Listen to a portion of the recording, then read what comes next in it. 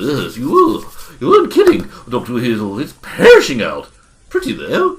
There's an evergreen forest covered in fresh snow here. Well, Advick, after last year and that nut of the Duke of Yule, I thought I'd better make good on my promise to show you a quieter Christmas somewhere. And this time, somewhere's not a post-apocalyptic civilization or anything. No, other end of the Kadeshev civilization scale, actually. Hang on, let me find that reference again. Aha! According to the Galactopedia, this is the planet Nerdia, famed for its charming locales and friendly locals. Locals? You mean like pubs? No, you stupid goose, the residents. Far be it from me to criticize you taking advice from a moth-eaten intergalactic travel guidebook, Doctor. But there doesn't appear to be many of these locals around, though. What about in that direction? What direction? You mean that medieval-looking castle atop the cliff? You think there might be someone there? Yes, that castle, which appears to be made entirely of crystal. Might be a right bugger to keep all those surfaces so shiny and clean. That'll be the least of my worries on a hot summer's day. Marry, good gentles, I would not tarry long in the great citadel of ice. No, I wouldn't. Not even if Adrian himself walks there beside me. Unless, that is, you wish to anger she who holds dominion over the land with her icy spells. What in heck, it's a talking goat man thing. What are the chances of that happening, Advick? Going a past experience, Dr. WHeasel. Almost bloody typical everywhere we land.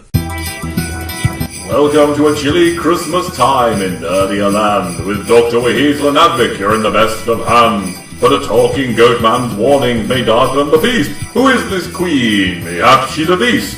There's only one way to find out by following along to Dr. WHeasel and the Leopard, the Sorceress, and the WEZDIS, Part 1. So, are you one of the friendly locals Dr. WHeasel's rough guide to the universe highlighted? You don't look that exotic to me. He smells pretty funky, though. Dear friends, you'll find here in the land of Nerdia that many a fox, a fawn, or one of those things with a horse's rump and a man's head... Centaur? Really? But no matter. What you will find is that many of the forest folk here will speak. Why, 'tis ever been the way since blessed Adrian formed our world from the raw ether of the cosmos with but a shake of his leopine hips in the great jig of creation. Oh, sweet Christmas, it's going to be one of those adventures, isn't it? Swallow your pride, old chum, and go with the flow. It is Christmas. Somewhere. No, this whole planet can just go... bury itself in a snowdrift! I'm going back inside the WEZDIS. But, Advick, what about our wild seasonal adventure? Look! Talking goats! Dancing leopards! Crazy ice women! What more could you ask for a grand festive treat? Well, I'm a fawn, actually. Ugh. See? Fawns and crystal castles and evil snow witches to overthrow into the bargain! Well, she prefers to be called a malign magical operative. Not a big fan of the W word is our dark overmistress. It's way too much of a weasel word around these parts. Oh, that's a bit unfair. Some people like weasel words. And some people like the Spice Girls, Doctor, but it doesn't make them right. Anyway, Mr. Fawn? Well, my name is Merrydown Celebratory Juniper Hatstand Tumulus. Right, Mr. Tumulus. I can't help but notice you've dropped most of the folksy lingo. Well, once I saw you and the, doctor, is it? For any path, once I realised you weren't actually punters, it didn't seem worth the aggro to keep it up. Hunters? Wait, I get it. The land of Nerdia. It's just some kind of overpriced corporatized theme park. Like Disney Moon. Only somehow even more intrinsically evil. Good heavens! Is that even possible? It wasn't always like this. After Adrian created the land of Nerdia, for an age it was a place filled with magic and wonderment and paying customers as far as you could see. Oh, there to see the famous singing otters, no doubt. Aye, Doctor, that's exactly right.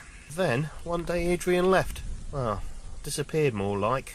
And everything sort of went a bit to pot as all the carnivores realised, no matter how chatty everyone was, that the herbivores looked dead tasty. Yes, Adrian had forbidden this sort of predatory action. But without his guiding voice, it was a dark, dark time. That's when she stepped forward, with her goblin army. Said she'd protect all of Nerdia, but there was a price. A horrific, horrible price. She put the entrance prices up and reduced staff vacation time? Oh, you mean she froze Nerdia into eternal winter?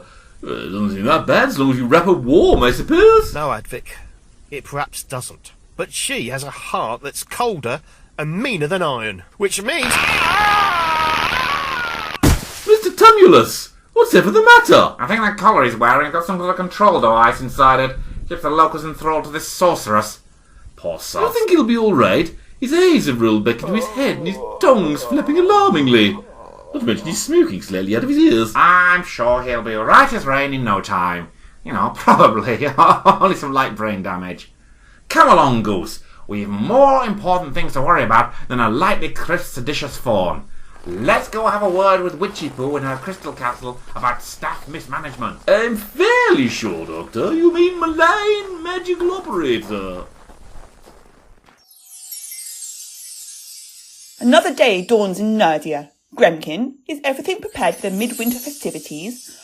I've the heads of a dozen interstellar megacore coming, and Nerdia needs their investment badly. Yes, your frozen divinity. In this galactic economic climate, that's understandable.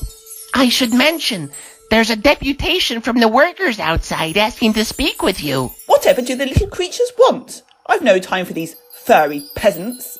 I believe it's about increased food rations, oh Ice Goddess, in return for working through the festive season. Working the festive season? The querulous fools. I made the festive season last every single day of the year. I'm only the messenger, your frosty enormity. Show them in, and we'll see how festive they're feeling in 5 minutes. Hoot, hoot. Your Majesty, we represent the Union of Allied Anthropomorphic Animals, and we are here to beg, to plead, to implore... Demand? Well, I wouldn't go that far, but it is safe to say, Your Highness, you couldn't work a dog on the rations you feed us. Sorry, Bernard, I didn't mean to single you out. So, Spadge the Owl, what you're saying to me is because I am the absolute ruler of all Nerdia, that I need to give you more food or you'll strike? I am afraid you have left my brothers, sisters, and gender-fluid Animalia comrades little choice but to threaten to withdraw our active labour until our demands are met. You sing it loud, Comrade Spadge. I assume I couldn't persuade you to let this matter drop for a few days. Certainly not.